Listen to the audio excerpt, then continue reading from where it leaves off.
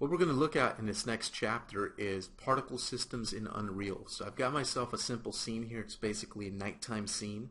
Did that on purpose so we could see our particles a little bit easier.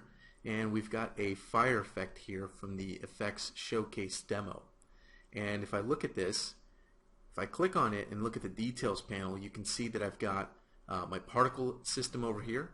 And I can also see what materials are associated with this particle system. So right now it's using about 3, 4, 5 different materials. Okay, so you can select particle systems and move them around just like any other actor inside of the editor viewport. If I go to the content browser, you can see the particle system here.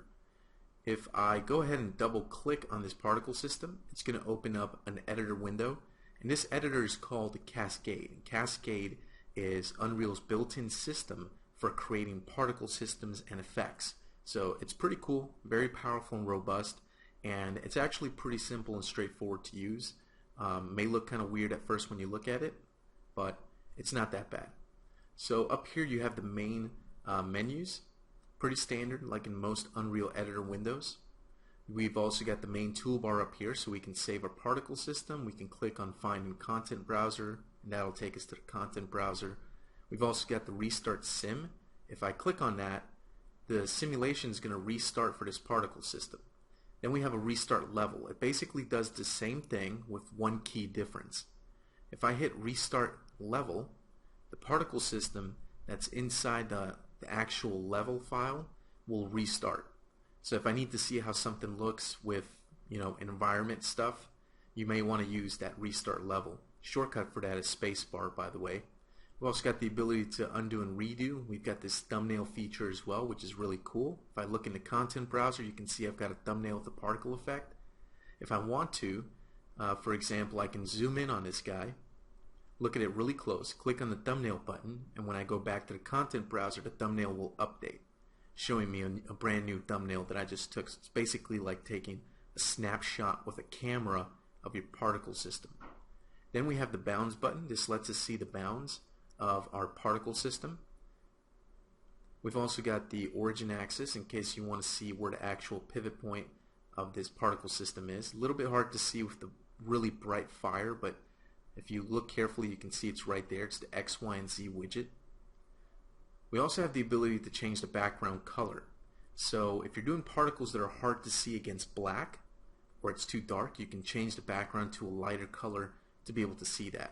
However, black works perfect for a bright fire.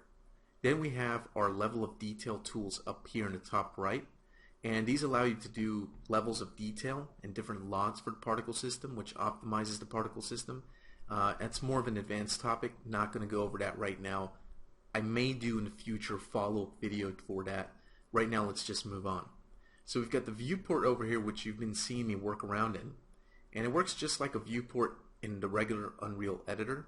You can hold down the right mouse button, drag around so you can look around. You can also zoom in and out. Very straightforward. Same mouse controls as the regular editor viewport, so you can use the W, A, S, and D keys to move around and stuff.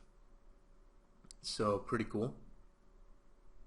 And we also have different view modes. So if we go to this little view menu, we can see different things like the particle counts, for example, which you can see in these different colored numbers in the lower right. And that allows us to see how many particles that we're actually rendering out at any one time.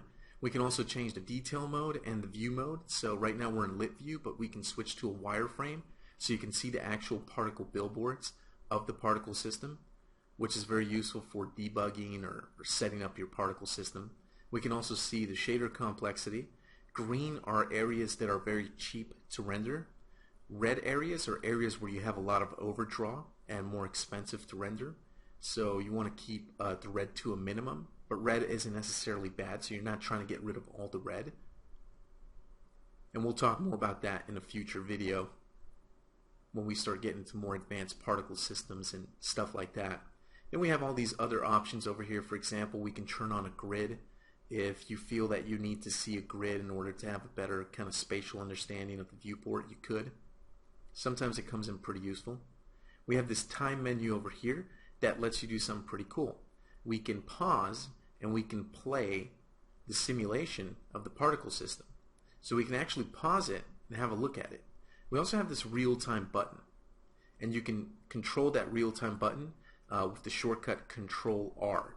And it's basically like pausing and playing the actual simulation of the particle system. So I can pause it with Control R, I can look at it, kind of analyze it, see if everything looks okay, and then I can start playing again with Control R. We've also got the ability to change the speed of the animation. So right now it's 100%. I can slow it down and choose something like 25% or something slower, so I could see these particles basically in slow motion. The reason why you would want to do that is for debugging, so you could see the particles moving around. Maybe they're moving really fast, so you want to get a good look at them and make sure everything's working the way you want it to. Okay, and then over here we have the emitters tab, but we'll talk more about that in the next video.